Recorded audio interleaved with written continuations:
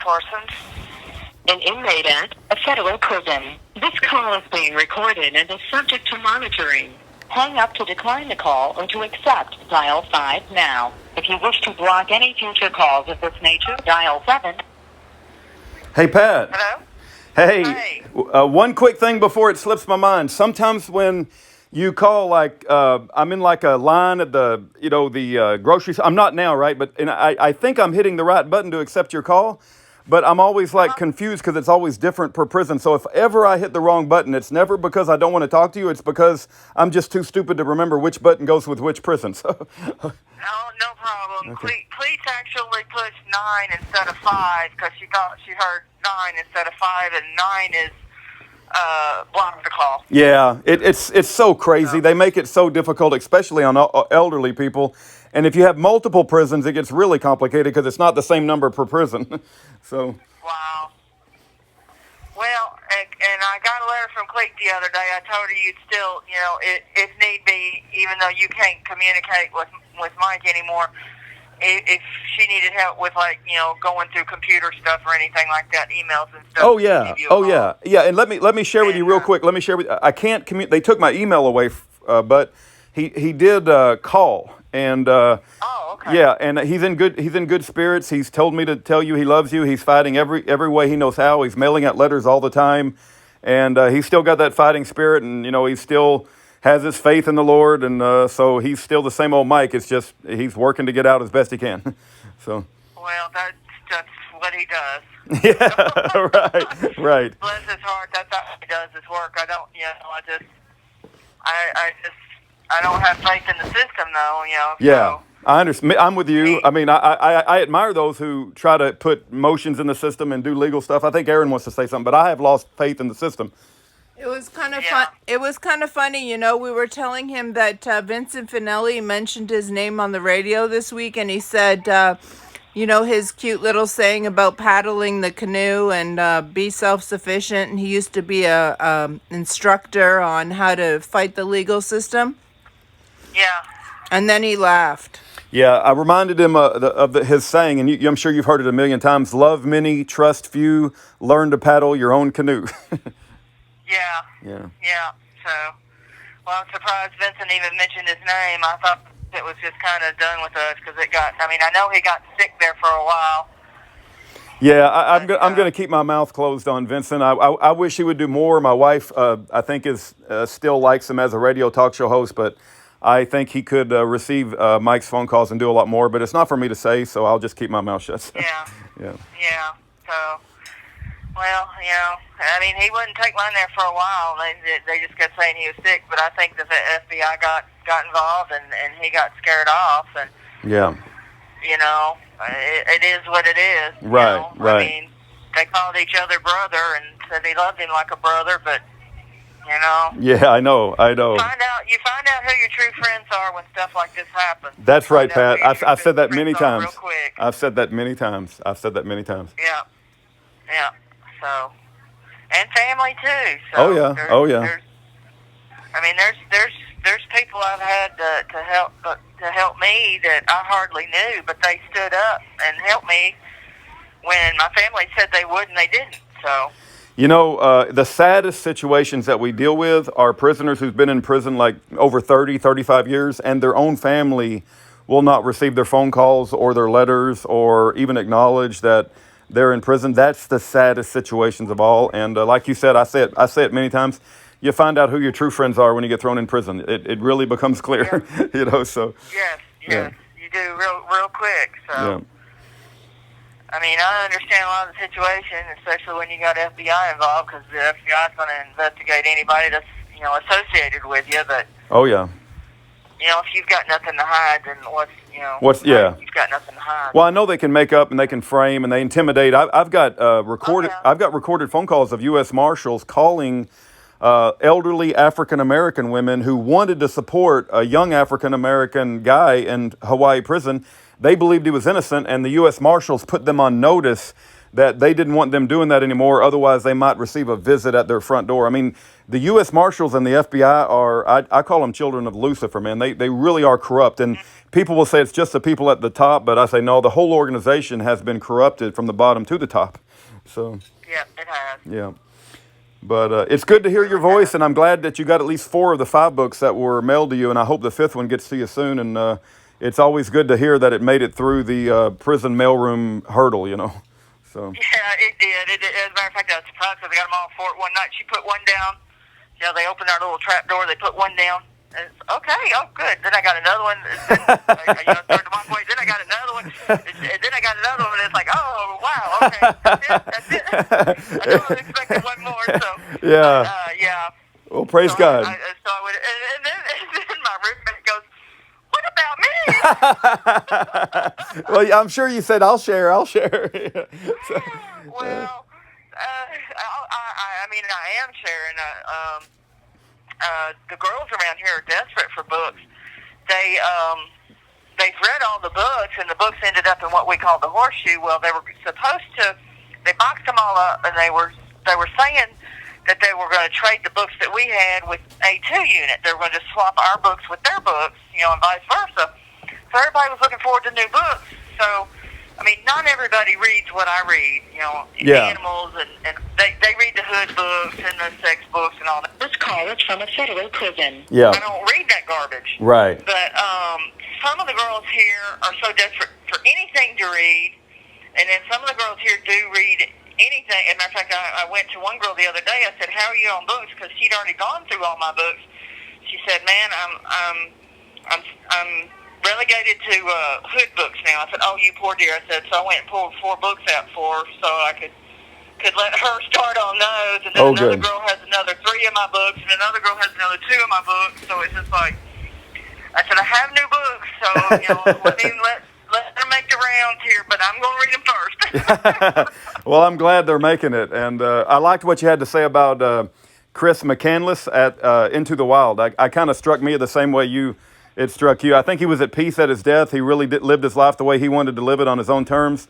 I don't know what his relationship with the Lord was, but he just kind of dropped modern society and, you know, walked off and lived his own. It's like it's kind of like the dream of a lot of people. I just forget all this modern stuff. I'm going to just walk across the country to Alaska. It's kind of a crazy way to live, you know.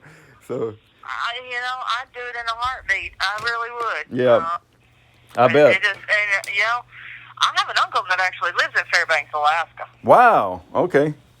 And it's ironic because I've already finished A Buffalo in the House. It was a good story. It was a sad story because he did die at the end. But yeah.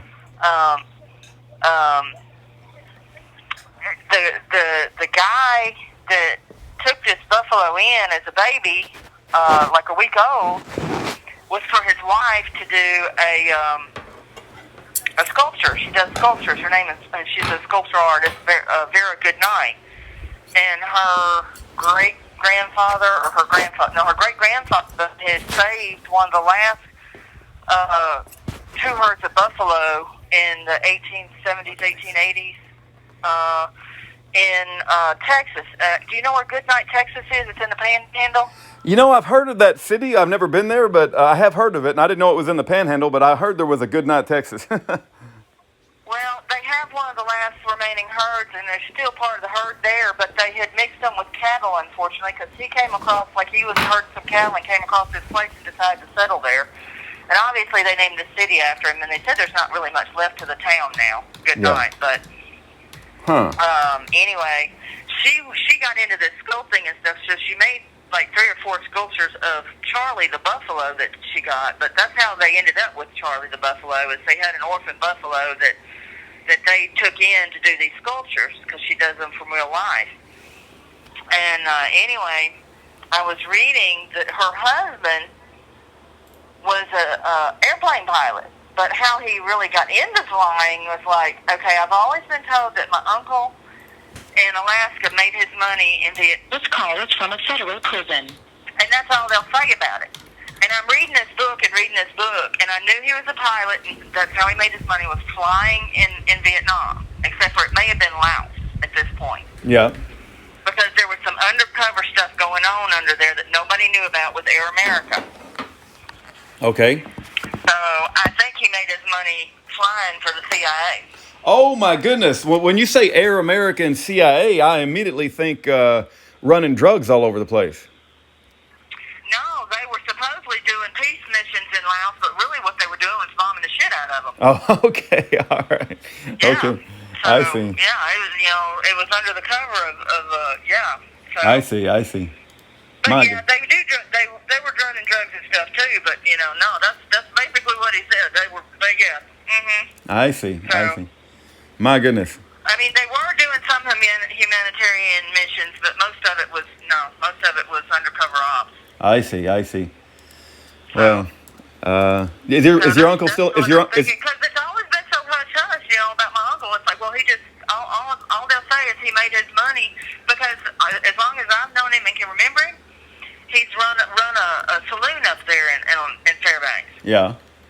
Oh, he's still alive. So He's still alive then. Yes, he's still alive, Yeah. and he all of my dad's brothers, or both of my dad's brothers, are alive. Yeah. But one thing I always want, Daddy has gone up there on motorcycle at least twice in my lifetime. Wow, he rode his motorcycle. He takes a month off of work and motorcycle up to Fairbanks, and I wanted to go so bad. Wow. You mean And I didn't get to go either time. he rode through Canada from the lower 48 up to Alaska? Yes. Wow, that's incredible. Twice. Wow. Yeah, he'd take a month off of work in the summer and go up there. I said, I was like, man, that has got to be awesome. On a motorcycle, on the road. He said, well, it's not like looking at the scenery because when you're on the roads in Alaska, and he had the biggest motorcycle at the time, Interstate Aspencade Honda made. Okay. And he had those big trailer behind it too. And he said, you can't watch the scenery while you're on a bike because the potholes are up there are so big that they would swallow the bike and the trailer. So you really have to watch the road. But he showed me pictures of his last trip up there where he had stopped to let a herd of buffalo cross the road. And it had stopped traffic, and people behind him were honking and honking. And he's like, I'm not riding a motorcycle in the middle of a buffalo herd because if they stampede, I'm gone. Yeah, I bet. But maybe I can get some of those pictures someday. I did talk to my stepmom this morning, and she sounds just like she always did. So she's busy and all over the place, and. That's good. But, That's good. It's good. It's good to keep in touch with people because you never know what's going on in their life. Yeah, well, I knew Daddy was not doing good. A while back, I could tell when I talked to him because it's like every time I talk to him, he pretty much tell me the same thing over and over. And he told me he had early Alzheimer's, but just some things that have happened since I've been here. Of course, he still doesn't know I'm here, and we've just decided, hey, there's no need in telling him that I'm here. In his state of mind,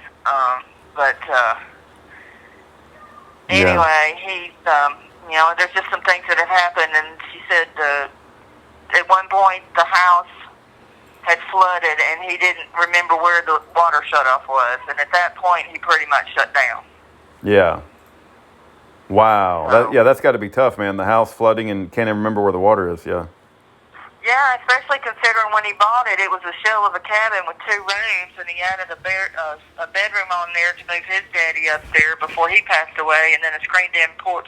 His screened-in porch is actually bigger than his bedroom. Wow. Yeah, that's his favorite spot. Yeah, I guess so. Well, it keeps the mosquitoes off. I hate mosquitoes. I mean, Erin and I walk around the block at dusk, and the mosquitoes always go after me, but they leave her alone. I don't understand how they understand. The mosquitoes somehow know, like, which people to go after. It's a smell. I must have that stinky smell. They leave Mike alone. Yeah. They're Mike, and they'll eat me up, too. Yeah, so yeah. It's a smell. But, I think so. Anyway, they just know. But, Yeah. okay, it's beeping at us, but I Yeah. wanted to touch base, and I will let you know when I get the final book. And everybody is enjoying all the books, including good. me. So. Well, praise God. And We praise God for anonymous people that also support you, and we love you, Pat, and we love Mike, and we look forward to the day you both get out, and hopefully we can have have a conversation over dinner one night. That'll be nice. That'll be nice. All right. I had to remember how to cook. You know, I'm a pretty darn good cook. Hey, we'll get Aaron to cook you dinner since you've been in jail for a while. So Aaron will cook. That's funny. Hey, I might like to cook compared to what we get fed here. Yeah. Yeah. Yeah. That's Anyway. Good. All right. God bless you, Pat. I love you guys. We love you too, Pat. Bye-bye. We love you. All right. Thank you. All righty. Thank you. Bye-bye.